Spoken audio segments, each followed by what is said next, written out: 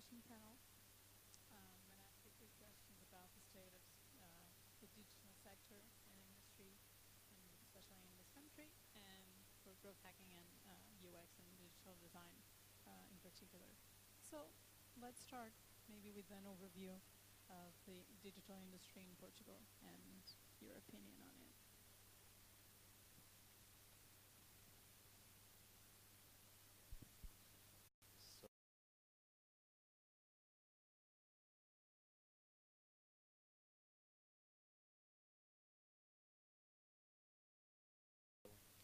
With a lot of attention suddenly in the Portuguese market, you start noticing that there is a big change. And a lot of companies come to us and ask us things that they didn't ask before. They come ask us to do a UX process and audit. They ask us to do user research, user testing, things that a couple of years ago didn't exist in Portugal. They didn't want it. They thought it was something very strange and a waste of money and time.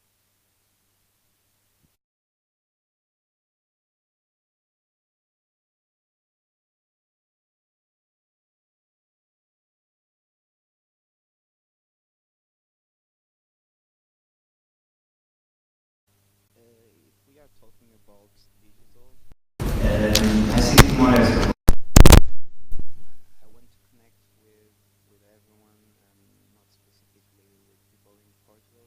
So I think there are no barriers, and that's the good side of being like digital.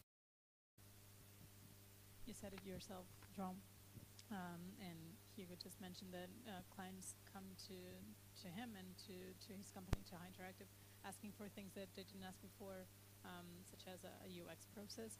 But you said it during your presentation that when it comes to growth hacking, companies still don't know, they don't know the technique and the methodology behind it, and also they don't know the potential which they could explore. Yeah, it's like Hugo said, I think startups brought a lot of that to Portugal. So now we have some companies starting to realize that and the need to have a growth team and to have people thinking.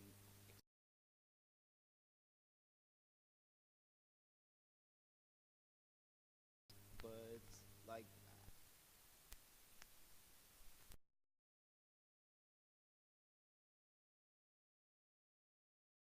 over and over again the same things that used to work, but with startups it might stop working that well.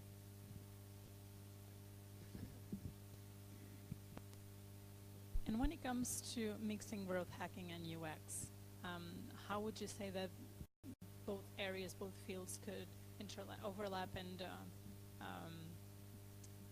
combine, like be in combination to provide something even better for the user? Well, I think UX is a big part of growth hacking, so it's about thinking about the user, and maybe growth hacking is also combined as some part of UX, because it's thinking about the user and thinking about the customer journey and doing your best to improve where it matters more for the user. Yes, I agree. The two are very similar. There's minor changes, but at the end of the day, we're thinking about the user, we're thinking about the people we're creating for, and very often the solutions that seem like we're going completely different to what was done before, it was because we're listening for the first time. And that's what growth hacking does. It's what UX does. We listen, and that's what's needed. And very often people aren't listening, and that's the big problem.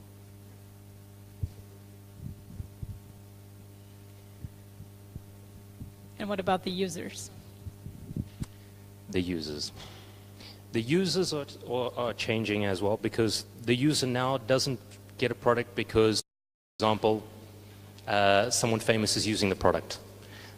The user now wants to know what value will the product bring to me. In a recent event I was at, they said users don't buy better products, they buy better versions of themselves. So what like stereotypes about people and about how they behave with our product and like on the digital ecosystem, but once you look at data, it is so different than your previous thoughts. And I think, yeah, they are changing, behaviors are constantly changing, so you just need to listen often your users. Yeah. But like you said, on the one hand, you have a lot more data about the user. So it's easier for you to understand what they want, but on the other hand, it's also harder to actually satisfy their needs, as they're all different and they're getting more and more demanding. The thing is, a lot of people think if I have all the data, it's enough. Other people think if I listen to the user, it's enough. You have to mix the two. What happens is the data tells us obviously what their habits are, the way they work with things, but when we talk to the user, we understand things. For example, the user will tell us a story. Data won't tell us a story. Okay, it doesn't tell us the real story about that time they got locked out of their house in the rain or something like that. And that can make all the difference in what we create for them. And that's why a lot of people have to understand that the two have to work together to create the right product for the person.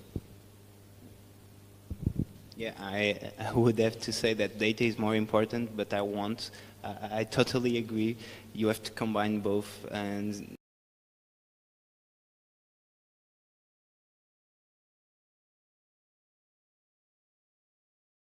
And when you think about the future, jobs like yours will still exist in the future, or do you think we will be overtaken by artificial intelligence?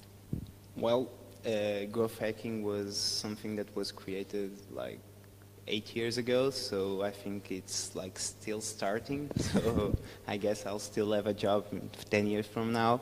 But artificial intelligence plays like a really important role on that and how we work. I think it won't like overlap what we do. We are just going to do something different, and we will be more informed, and we'll do a better job. Yeah, I have to agree that AI will actually help us do our job better. But I also believe that we have to remove ourselves from being strictly digital or strictly physical or strictly, no, we're designing, creating the solution, creating the product for the right people. That will be something that will always exist in different ways, and it'll adapt. It'll have to keep adapting because technology keeps adapting. But if the principles are there, it'll always be applicable. It's something that's been applicable for thousands of years. It's just people haven't used it often, unfortunately, because I mean UX, even though it's something that's been started using in the 90s or in the early 2000s, it's something that's been around for a long time. The first time user experience was used, we're talking hundreds of years ago. I mean the concept, so it's not something new. And what do you think will be the main challenges of the future? To keep listening, because we think that machines will start answering everything for us. So you would say that the human factor will still be more important than the technological factor? As long as we keep interacting with the technology, we'll still need to have the human factor. And machines have the logical factor too well built in. It'll take a while before they can get the full human factor working properly. Yeah, I agree. I think machines, we built them and they were built in a way that they can help us.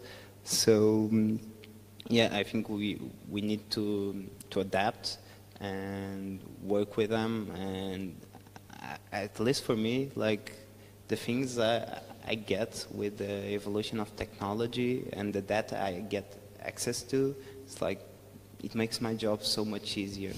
It's like it does. Exactly. Okay, well, thank you very much. It was a pleasure having you here.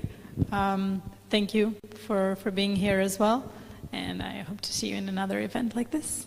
Thank you.